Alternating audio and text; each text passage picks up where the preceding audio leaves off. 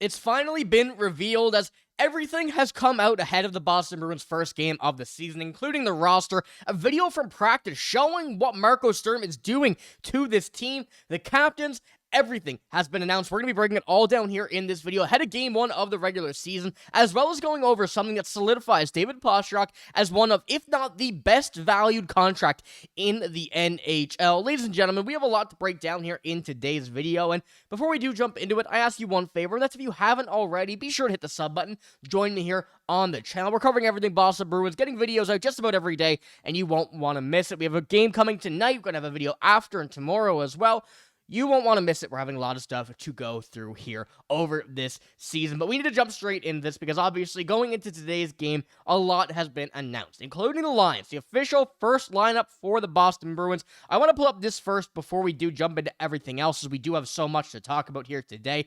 But as you see from Fluto Shinzawa, the AM lines, Geeky, Lindholm, Pastrnak, Zacha, Middlestat, Arvidsson, Jeannot, Fraser Minten, Mikey Eyssimont, Marco Sturms, Sean Kuraly, and Mark Castlick. So from what we've been seeing the last few games of the preseason as well as in training camp, they have kind of stuck with what we've seen from that point. Stuck with what's worked and moving a few pieces around, as Casey Middlestat and Pavel Zacha both have played center throughout here through training camp, but they did end up going Middlestat in the middle, Zacha on the wing, with Tanner Jeannot, with Fraser Minten and Mikey Eyssimont. An absolutely insane line, and one that I love to see right now. From everything that we have seen surrounding Fraser Minten, he is ready to go. We've seen a video recently on Twitter as well coming out from the Bruins with that meeting between Marco Sturms and Fraser Minten. You see the connection that these guys have already so earlier on, and not just Fraser Minten's tenure, but also Marco Sturms' tenure. And this is something I think going forward, we're going to see a lot of. We're going to see a lot of Fraser Minten. I think Marco Sturms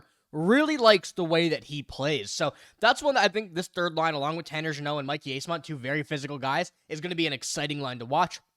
And that fourth line, Husnadinov, Kuraly, Castlick. The defense is another thing which has been so good looking over this past preseason and training camp. Even last year, going into it before the injuries did cause all the ruckus that we kind of did have, you take a look at how this defense is really structured, and I'm willing to say, and I'm willing to argue as well with anybody who disagrees, that this is one of, if not the most solid defensive core across the NHL. I mean, you don't get very often guys like these who, Zadorov and Jokiharju playing on the third line. We saw how good they were last year when playing together. So at this point right now, when considering how these guys will play together, how they ultimately have played together in the past, having Mason Lohrei up on the first line with Charlie McAvoy and having Elias Lindholm back this season with Andrew Peeke, I think with this right now, it looks very good. And obviously, if you do want to move Hampus Lindholm up to say the first line, Mason Lohrei down, you can change anything there pretty easily as well. So this is something I'm very excited for. Now, going on with this as well, and kind of with all the lineup and the plan going for tonight's game,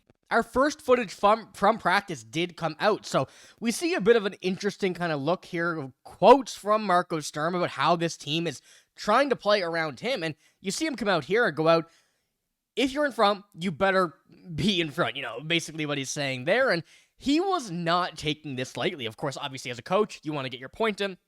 Especially as a new coach, you want to be able to make your stance known very quickly. And not just Marco Sturms has done that so far. He's exceeded that. He's done every single bit of that plus more.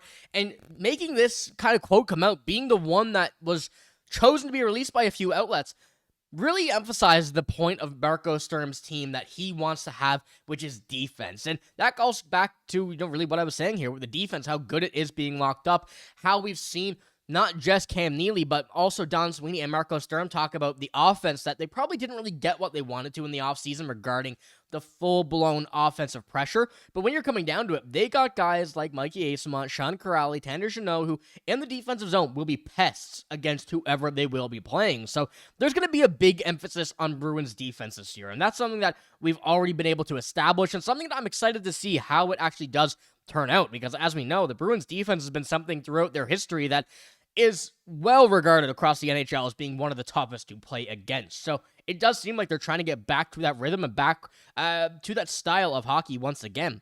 And also going on to it, Cam Neely once again saying what they're really looking to add in a new player, and they felt like the bottom part of the lineup needed a little bit more piss and vinegar is what he called it, if you will. So that is something that we attacked first. So once again, kind of same thing, same kind of sentence coming out with Mikey Eyssimont, Tanner Jeannot, these guys that are not afraid to go out here and do anything. You know, you had Mark Kaslik already. He is one among those names that fits in very well with that style of hockey. And we saw that in the most recent preseason game with Mikey Eyssimont and Mark Kaslik coming in here, getting some fights earlier on in the preseason, and having fun with it. You know, these guys are tough as nails, and that's what the Bruins were looking for, as well as the offense, but they focused first on what they call piss and vinegar by Cam Neely. So, you know, going into the season, I'm expecting a lot of different stuff, a lot of stuff coming out, but this is something very exciting to see how this team does line up, and how, of course, in the first few games, they do end up kind of making their waves across the NHL. And on top of that as well, once again this year, the Bruins find themselves as the heaviest team, the third tallest team, and the 8th youngest team now, which is definitely a good part to throw in the mix there. And of course, we saw this last year, one of the heaviest teams, one of the tallest teams. That really didn't work out. But now looking at as you kind of compare it to this season, of course, the injuries and everything, disregarding what happened last season, the bigger the players obviously doesn't necessarily mean the better. A lot of the games now are quicker, a lot of the players are quicker, a lot of the players are more nimble. But coming into this right now, I think it is something that, as we know, will be a big emphasis on trying to bring this team back to where we were, not last season, but the season before, back to a very successful team. And there's a lot of people who are kind of replying to this tweet and saying, you know, hey, we saw what happened last year with this, with the height and the heaviest teams, you know, it don't work. But you got to give it time because, of course, you know, some of these guys that were in the lineup last year weren't meant to be where they were playing. They definitely punched above their weight class. And right now, I think going into it, the way this team is structured, and I mean, going through the lines once again that we have, I see a lot of talent here coming up from bigger players who are not necessarily slow, and a lot of small players that are not necessarily weak. So I do think this team has a very good mix of just about everything here heading into this season. Now, I do have one more update as well for tonight's game, and also, you know, an early part of the season, as the Bruins have announced the rest of their leadership staff, meaning that we have a new assistant captain. Of course, the Bruins are not running a captain here this year with the absence now of Brad Marchand after being traded last year, but they're still running the A's. So, Pastrnak, Charlie McAvoy, we know they had him last year, still have him this year, but now Elias Lindholm is joining the group. And I think this is an absolutely phenomenal one. Someone who's been here for several years, battling through everything he did last year to try and get back into the game, ultimately couldn't. But he is someone that absolutely deserved it. I mean, when you go and take a look here, as young as this team is, as kind of much this team is kind of rotating in younger players now over the next couple of seasons, the way that this team is structured, it's a very defense-heavy leadership, but also having, you know, a lot of leadership guys on the top of this offensive core. But going into this year, I'm liking what we're seeing here, and I think that as Hampus Lindholm has been such a big leader already, giving him the A is absolutely deserved with no captain here being on this team. But like I said earlier here, now when we're going into this season, there's been a lot of new contracts. Of course, Kirill Kaprizov signing an absolute monster deal, and one today made this absolute steal of a contract for David Pastrnak confirmed to be one of the best in the NHL. Now, this does come out when we're taking a look at Kyle Connor signed an 8-year deal with a $12 million AAV, and of course, Kyle Connor is a great player. There's no doubt about that.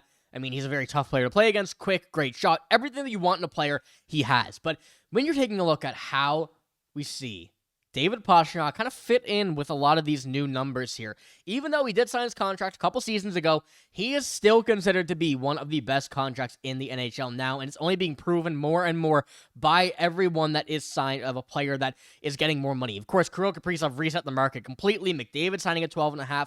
He could have gotten 20, but now Kyle Connor signing this 8-year, $12 million AAV. I think it's something that is very comparable to, and the fact that you're seeing David Pastrnak among some of these names, and I mean, no discredit to Kyle Connor or anybody still around this kind of $10 to $12 million mark, but Pastrnak exceeds quite a few of those, so a lot of people are calling out for, this being one of the best, if not the best valued contract in the NHL for David Pastrnak. I'm curious to see what you guys think as well here, as well as all the other topics that we had here in today's video, but with the game tonight, we have a lot of stuff coming. We're going to have a video later tonight as well after the game, post-game, coming out about what we saw, how this team is evolving, what we're seeing from the game, as well as Marco Sturms' first regular season game as a head coach. But we're going to have to wait for that in a few hours. But that's all I got here on this one. If you did enjoy, give it a like, hit the sub button as well. I'm signing out, though. Thank you for watching. Hope you have a great day. See you later.